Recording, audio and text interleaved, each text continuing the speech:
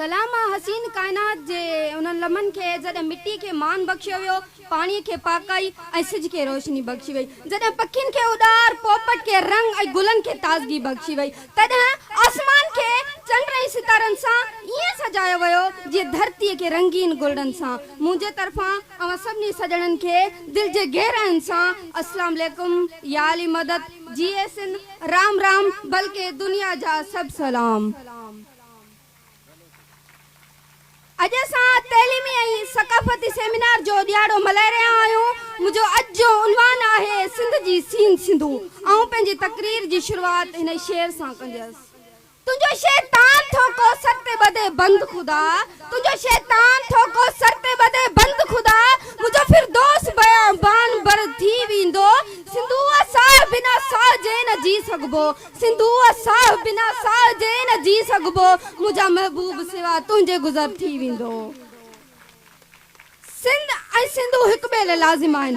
सदियुनि खां सिंधू सिंध जे विचां वहे थो।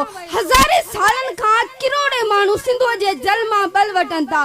सिंधू खां सवाइ सिंध जे माण्हुनि जो जियापो मुमकिन न आहे।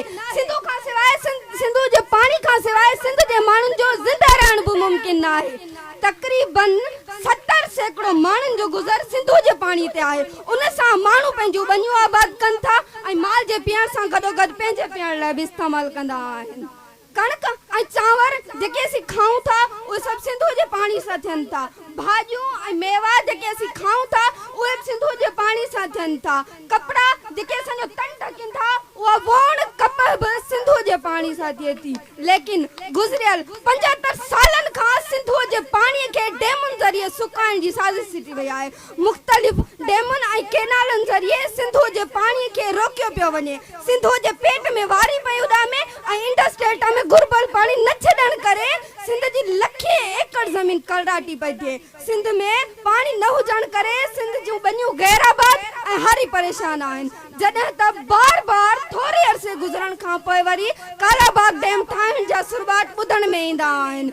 मतिलबु त रहियो खुयो पाणी बि बंदनि ज़रिए काबू करण जी कोशिश कई पई वञे। अहिड़ी सूरत हाल में सिंध जे साझावंदनि ऐं घणघुरनि खे घुर्जे त सिंधू जो ओज ऐं मौज मोटाइण लाइ हर मुमकिन कोशिश कनि त जीअं सिंध हमेशह सावक वारी ऐं हानी नारी हमेशह खुशहाल रहनि। ऐं ही शेर चई पंहिंजाए वठंदसि।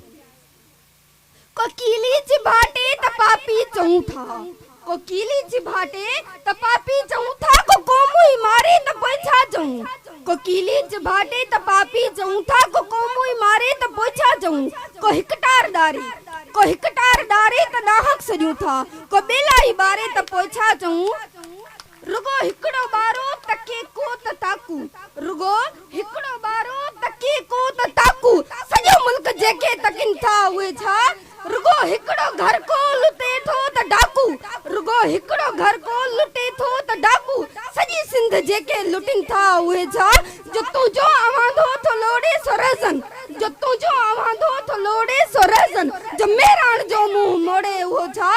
रुगो घर जी तख्ती को लाहे त भूंडो, रुगो घर जी तख्ती को लाहे त भूंडो, जो तारीख़ मेटे ऐं डाहे उहो छा। जिए सिंधी ॿोली।